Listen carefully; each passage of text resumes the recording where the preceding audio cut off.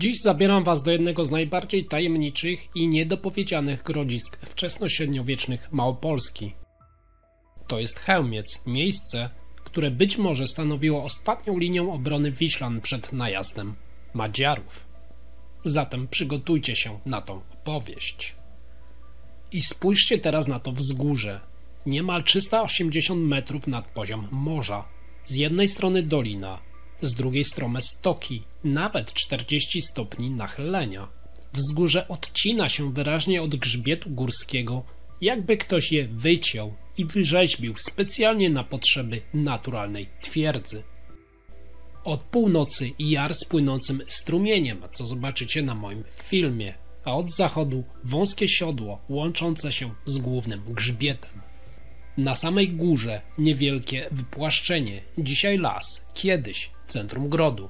Idealne miejsce na obronę, zwiat, sygnał ostrzegawczy. Bo to właśnie tutaj zaczyna się historia grodziska w Chełmcu. Ale czy ta historia nam nie zaginie, ponieważ miejsce jest mało widoczne, ledwo oznaczone. I ginie powoli w zakamarkach historii, o której ja dzisiaj Wam przypominam. To, co czyni Chełmiec wyjątkowym, to cały system logicznych wałów. Nie jeden, nie dwa, ale nawet 4. I najbardziej zewnętrzny wał tworzy regularny czworobok, gruby, wysoki, potężny. Wewnątrz niego znajdują się 2 kolejne, środkowy i wewnętrzny, a od zachodu dodatkowy wał zaporowy, jakby na wypadek przebicia głównej linii obrony. Wygląda to nie jak przypadkowa osada, nie byle jaka palisada, lecz mała forteca z punktami kontrolnymi, przesmykami, fosami i strefami zaporowymi. Na moim filmie widzicie ten gród z lotu ptaka, gdzie przypomina on układ warowni, w której wszystko miało swój wyraźny, jasny cel. Każdy wał to kolejna bariera dla wroga, a każda linia to kolejna fala zagrożenia dla atakujących. Sam gród w Chełmcu nie zalicza się do największych, jeśli mówimy o plemieniu Wiślan, ale stanowisko to zajmuje powierzchnię około 2 hektarów, więc nadal jest to potężny gród jak na tamte czasy. I całe to miejsce rozciąga się niemal na 300 metrów, o szerokości niemal 150. Same wały, jak widzicie na moim filmie dzisiaj, zachowane są w bardzo różnym stopniu.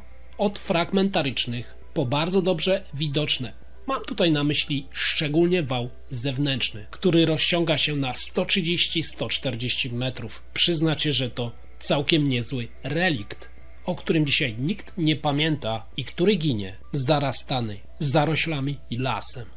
I również fosa, która tutaj się znajduje i towarzyszy tym wałom, jest bardzo szeroka, niemal na 10 metrów i głęboka na 1,5. Zatem widzimy, jak potężne było to kiedyś obwarowanie. I z drugiej też strony powinniśmy zadbać o to, by zabytek przetrwał. A skoro jestem już przy tych wałach, to zdecydowanie widzimy, nie są one dziełem przypadku. Wał wewnętrzny otaczał centralne wypłaszczenie cypla, szeroki na 2,5 metra, wysoki na co najmniej 3.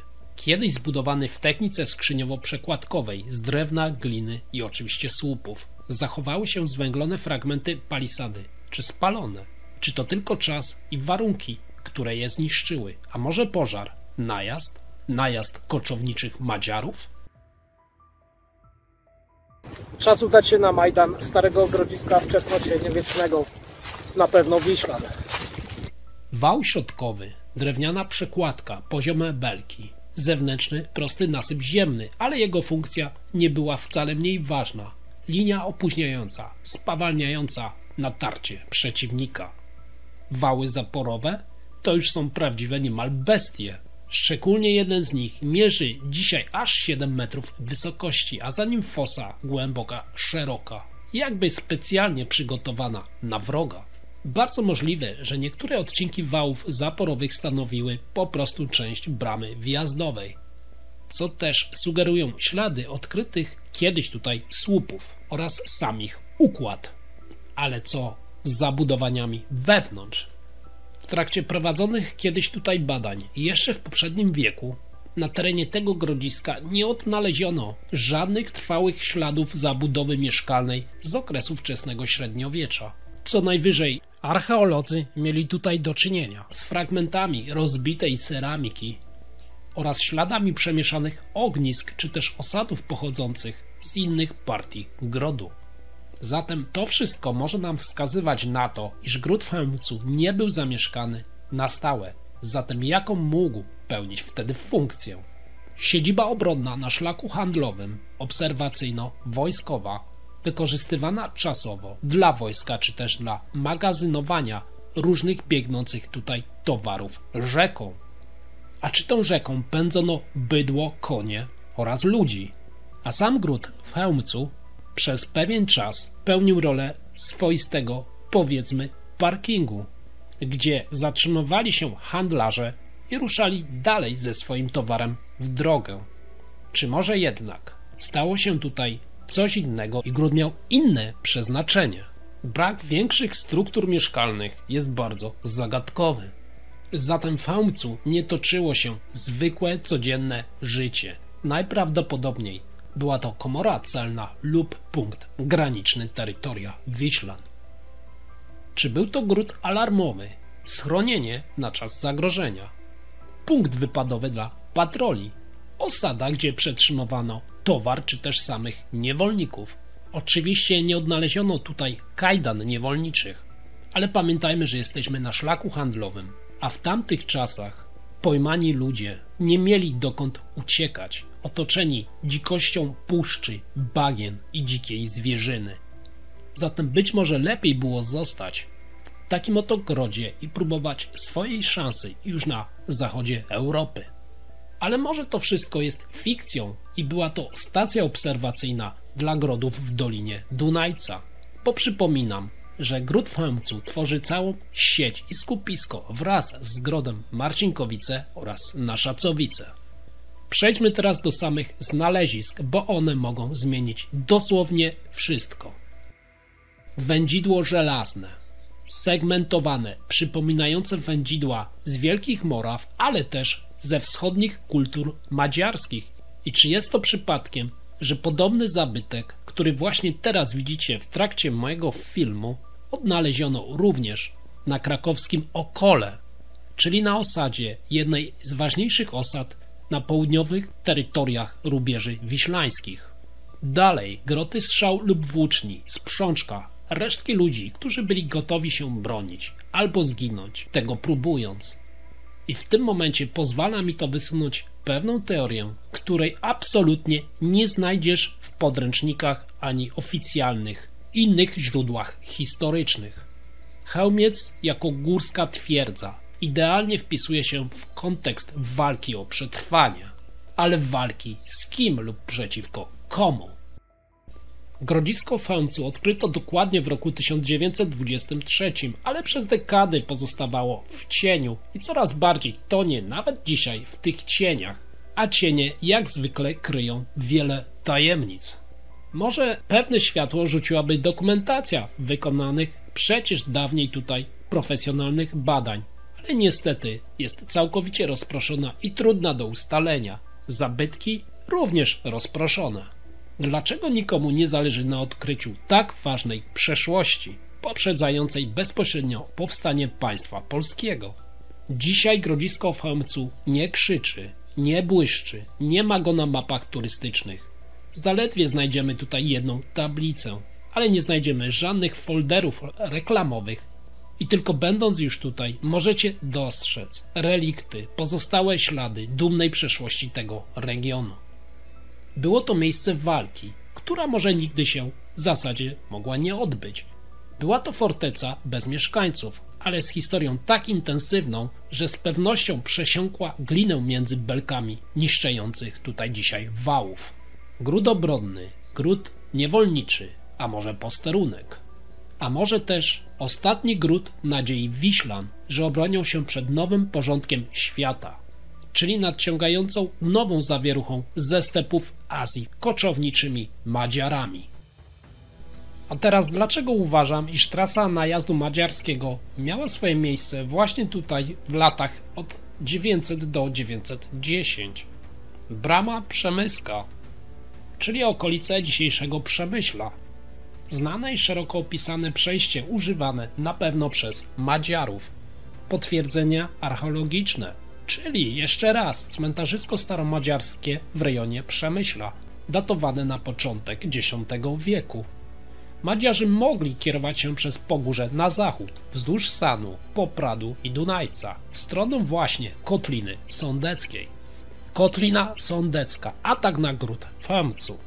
System obronny zdecydowanie sugeruje nam przygotowanie miejscowych na jakiś najazd, a relikty madziarskiego wędzidła mogą to potwierdzać, bo Madziarzy mogli poruszać się wzdłuż naturalnych dolin rzecznych, Kamienicy, Dunajca i w końcu Popradu, co sprzyjało szybkiemu przemieszczaniu się przecież konnych ich oddziałów. Sama Dolina Dunajca mogła też w końcu doprowadzić ich do być może stolicy Wiślan lub jednego z ich bardziej ważnych grodów, na Wawelu, a wiemy, że w tym czasie takowy gród istniał. I również tam odnaleziono przecież relikty madziarskie. A celem koczowników mogło być nie tylko złupienie, ale być może załóżmy zablokowanie strategicznego punktu komunikacyjnego w księstwa Wiślan. Lecz dlaczego mieliby to w ogóle zrobić?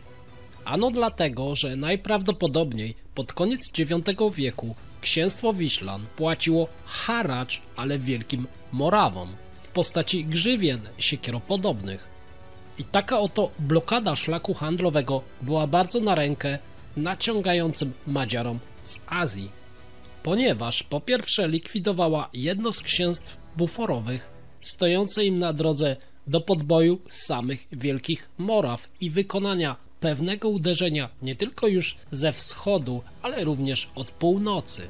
I być może to właśnie też wtedy Wiślanie zdecydowali się zatrzymać cały transport grzywien siekieropodobnych, który 1000 lat później został przypadkowo odkryty na ulicy Kanoniczej 13 we współczesnym już Krakowie. I tak po zdobyciu lub ewentualnie obejściu wiślańskiego grodu na Wawelu wojska madziarskie mogły kierować się dalej na zachód, na Śląsk Cieszyński w kierunku Bramy Morawskiej. Jest to najdogodniejsze przejście z ziem dzisiejszej Polski w kierunku Moraw. I z tego kierunku dalej, po przejściu przez bramę, mogli doskonale oskrzydlić i uderzyć z drugiej strony na Wielkie Morawy. Później kontynuując marsz w kierunku Bawarii, Panonii i Frankonii. Zatem widzimy, czy Chełmiec był świadkiem epokowych, historycznych wielkich wydarzeń, o których się dzisiaj nie mówi i tego się w ogóle nie sprawdza. Madziarzy wyruszają przez Bramę Przemyską, starą drogą z Podola, znaną już z pierwszych najazdów. Wkraczają na ziemię Wiślan przez naturalne przejścia Beskidu Niskiego i Pogórza Karpackiego. Po drodze cisza i ogień, łuki, konie, milczenie, rzeźnia. W Kotlinie Sądeckiej napotykają pierwszy opór, gród w Chełmcu, górujący nad Doliną Dunajca. Wygląda, jakby był przygotowany. Czyżby Wiślanie czuli lub wiedzieli, że koczownicy nadejdą? I czy legenda o smoku wawelskim pożerającym bydło w ogromnych ilościach nie jest po prostu haraczem, a sławny Krak nie jest faktycznym wodzem miejscowych Wiślan, gdzie jeden z jego synów podstępem w końcu zrzuca jarzmo na jeźdźców? Czy zatem legenda kadłubka niesie poprzez wieki jakieś echa minionej prawdy? Ale wróćmy do najazdu. Jest to tylko pewnego rodzaju początkiem większej historii, bo koczownicy ruszają dalej na swoje łupieszcze wyprawy, przekraczają Bramę Morawską, jedyne naturalne wrota między górami i stamtąd uderzają prosto w serce Wielkich Moraw z wielu kierunków, a ich cel może Stare Miasto, może Mikulcice, a może tylko wszystko, co napotkali dosłownie po drodze, paląc, grabiąc, niszcząc i mordując, będąc jednocześnie zaczątkiem wielkich geopolitycznych zmian na początku X wieku w tym rejonie Europy, ale jest to już całkowicie inna historia. A wy jakiego jesteście tutaj zdania? Czy również uważacie, iż Madziarzy mogli przedzierać się przez te tereny w kierunku Europy Zachodniej? Dlatego też i teraz zapraszam was do komentowania pod tym filmem. Dzięki za uwagę, pozdrawiam, do usłyszenia, do zobaczenia ponownie.